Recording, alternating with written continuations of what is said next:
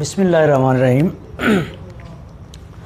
अच्छा भी दोस्तों, हमने इनकम टैक्स ऑर्डिनेंस 2001 का चैप्टर 3 स्टार्ट किया हुआ है और चैप्टर 3 में हमारा पार्ट 7 चल रहा है। पार्ट 7 रिगार्डिंग है किसके, सेट ऑफ लॉसेस और कैरी फॉरवर्ड ऑफ लॉसेस के बारे में। अच्छा, इसके आज हमने स्टार्ट करना है सेक्शन 57 टू पढ़ेंगे हम सेक्शन 59A। यहाँ तक आज हम बात लेके जाएंगे। तो पहले तो हम जो है ना बिज़नेस के बारे में पढ़ चुके हैं कि आपके पास अगर कोई इंडिविजुअल बिज़नेस हो या फिर किसी पर्सनल कोई और पर्सनल इनकम हो किसी को, तो उनको कैसे आपने सेट ऑफ करना है या फिर कैरी फॉरवर्ड कैसे करना है, और उनकी टाइम लिमिटेशन के बारे में हमने पढ़ा था। आज का हमारा जो लेक्चर है वो है आपके पास किसी अमेलगमेटेड कंपनी के बारे में या फिर किसी एओपी के बारे में, या फिर आपके पास आज हम साथ पढ़ेंगे limitation on set of losses and carry forward. तो आज साथ साथ हम लिमिटेशन के बारे में भी हम डिस्कस करेंगे और साथ साथ जो है ना टाइम लिमिटेशन, और इसके साथ जो है ना एक चीज़ और जो हम आज साथ डिस्कस करेंगे वो ये है कि एग्जम्पशन की सूरत में या फिर कैरी जो आपके पास डेप्रिशिएटेड आपके पास जो एसेट्स होते हैं उनके लॉसेस की सूरत में हम जो है ना कहाँ तक हमें लॉ इजाज़त देता है कि हम उनको जो है ना सेट ऑफ कर सकें या फिर कैरी फॉरवर्ड कर सकें। तो चलें जो है ना सेक्शन 57A, ये आपके पास रिगार्डिंग किसके है, set off business loss to amalgamation. Amalgamation से मुराद यहाँ पे ये है कि आपके पास कोई ऐसी कंपनी जो अमेलगमेटेड है जिसकी एक से ज़ायद जो है ना कह लें प्रोडक्ट्स है, या फिर उसने अपने साथ कोई और छोटी कोई और कंपनी अपने साथ मिलाई हुई है और जो है ना वो उसके एक यूनिट के तौर पर काम कर रही है, तो इनको हम जो है ना अमेलगमेटेड कंपनीज कहते हैं और इस इनकम को हम जो है ना अमेलगमेटेड इनकम कहेंगे। तो इसका आज हम पढ़ेंगे कि जो है ना एक अमेलगमेटेड कंपनी के जो है की सूरत में आपके पास आपको टाइम लिमिटेशन जो है ना कितनी है और आपको कानून इजाज़त देता भी है कि नहीं देता है। तो according to subsection 1 section 57A के सब सेक्शन 1 के अकॉर्डिंग आपको जो है ना ये अलाउ है कि आप अपने जो है ना लॉसेस है उनको कैन बी सेट ऑफ, ठीक है ना, आप इनको सेट ऑफ कर सकते हैं। और कितनी देर के लिए, पीरियड ऑफ 6 ईयर्स, 6 साल तक आप जो है ना आप इनको सेट ऑफ कर सकते हैं। और ये आपके पास आपको पता है कि इस वक्त में आपके पास business from income from business, ठीक है ना। लेकिन यहाँ पे मैं आपको एक बात क्लियर कर दूँ कि आप किसी अमेलगमेटेड कंपनी को अगर कैपिटल गेन है जो है ना वो उसको उसमें लॉस आता है तो वो इसको जो है ना वो उसको सेट ऑफ नहीं किया जा सकता। बाकी जो है ना आपके पास बाकी जितने भी हेड हैं आपके पास उनको जो है ना आप सेट ऑफ कर सकते हैं। और किसी ये भी यहाँ पे क्लियर कर दूँ मैं कि आपके पास बिज़नेस जो बिज़नेस इनकम है आप इसको किसी और हेड के तहत भी जो है ना उसको आप सेट ऑफ कर सकते हैं, यानी कि बिज़नेस फ्रॉम अदर सोर्सेज हो सकता है या फिर आपके पास जो है ना बिज़नेस फ्रॉम प्रॉपर्टी है। तो सब सेक्शन 1 आपको अलाउ करता है कि आप इसको सेट ऑफ कर लें और साथ में पीरियड बताता है कितना है आपके पास, 6 साल के पीरियड के अंदर अंदर आप इसको जो है ना सेट ऑफ कर सकते हैं। फिर इसके बाद जो है ना इसका सब सेक्शन 2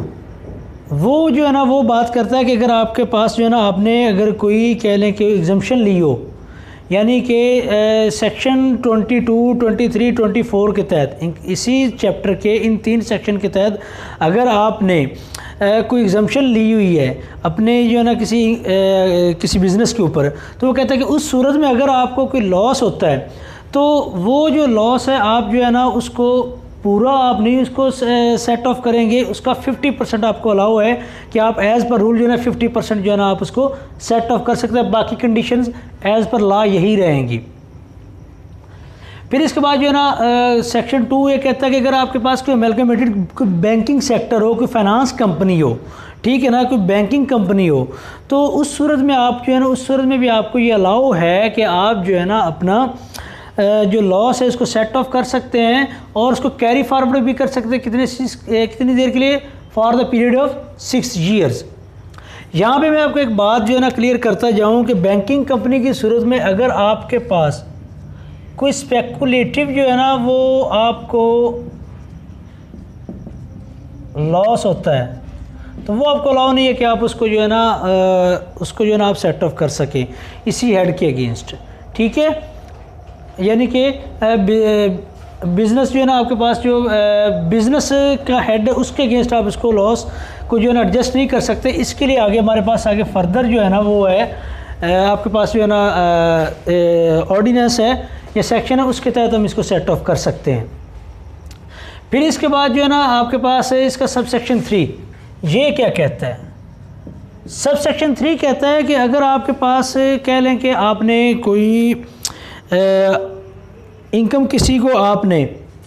सेट ऑफ कर लिया है, कोई डेप्रिसिएटेड वैल्यू आपने सेट ऑफ कर ली, कोई एग्जम्प्टेड वैल्यू जैसे कि आपको अलाउ करता है, रूल अलाउ करता है 50%, लेकिन आपने इससे ज़्यादा को अगर आपने क्या कर लिया, आपने उसको सेट ऑफ कर लिया है और वो बात चली गई लिटिगेशन में।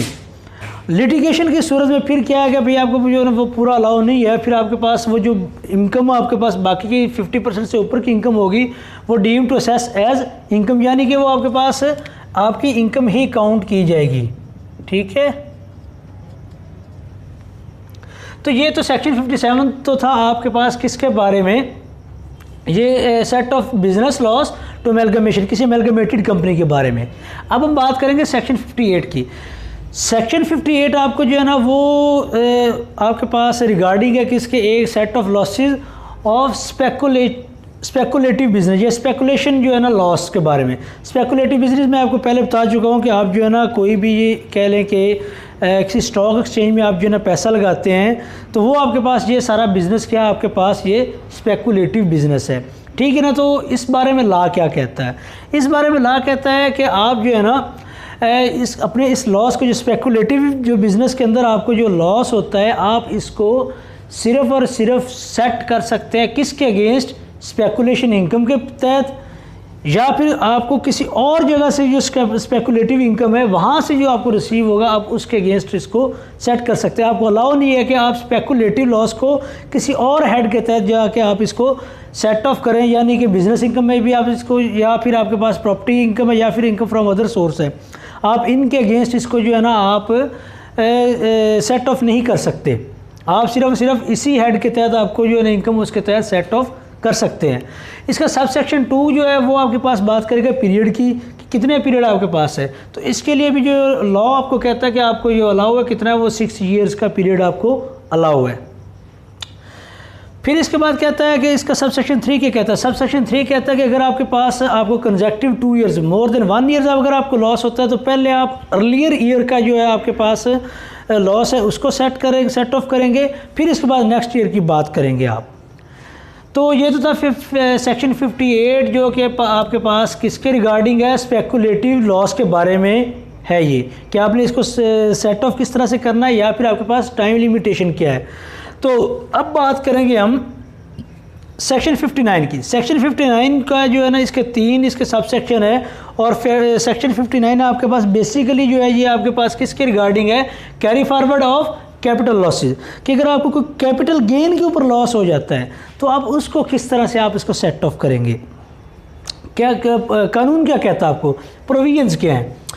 तो इसका सब सेक्शन 1 कहता है कि set of against capital gains, कहता है कि आप इसको सिर्फ और सिर्फ जो है ना कैपिटल गेन्स में आपको जो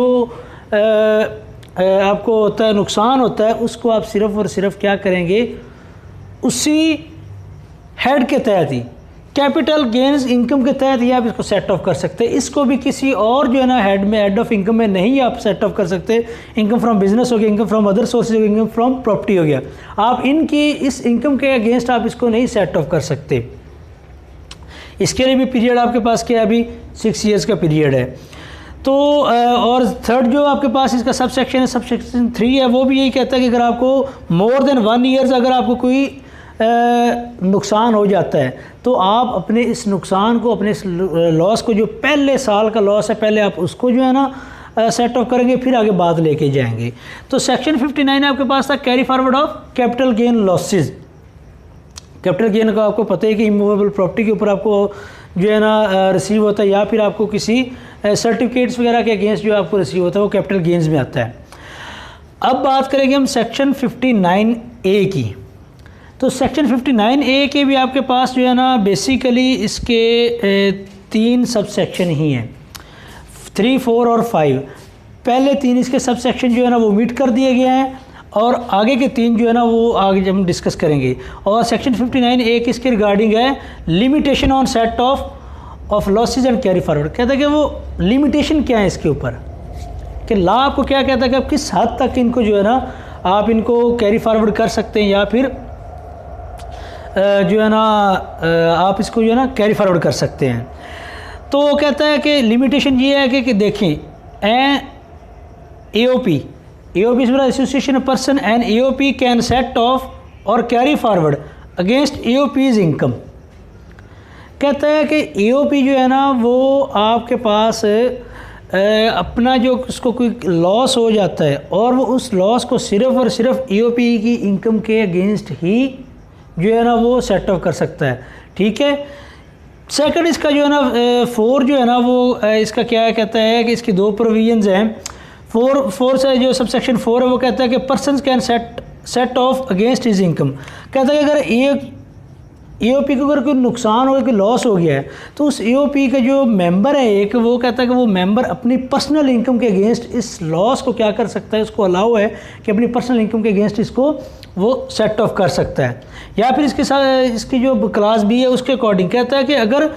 किसी पर्सन को या किसी AOP को किसी और पर्सन से जो है ना किसी सेकंड पर्सन से कोई लॉस हो गया है तो भी उसको अलाउ है कि वो उस लॉस को जो है ना अपनी इनकम के अगेंस्ट उसको सेट ऑफ कर सकता है। तो सब सेक्शन 5 के अकॉर्डिंग सब सेक्शन 5 क्या कहता है कि अगर AOP ने कोई एग्जाम्पशन ली हुई हो या फिर जो है ना वही जो इनकम फ्रॉम बिजनेस जो है ना इसके सब सेक्शन 22, सेक्शन 23, सेक्शन 24 के अकॉर्डिंग अगर उसने कोई डेप्रिसिएशन जो है ना वो क्लेम की हुई है तो वो कहता है कि उस सूरत में उन जो आपके पास लॉसेस हुए हैं उनके ऊपर आपको 50% अलाउ है कि आप 50% जो है ना वो आप क्लेम कर सकते हैं। उसको आप कैरी फॉरवर्ड के लिए भी इसके लिए भी यहाँ पे कैरी फॉरवर्ड का जो भूल गया, कैरी फॉरवर्ड के लिए भी आपको जो है ना वो अलाउ है कि आप इसको नेक्स्ट 6 ईयर तक आप इसको कैरी फॉरवर्ड कर सकते हैं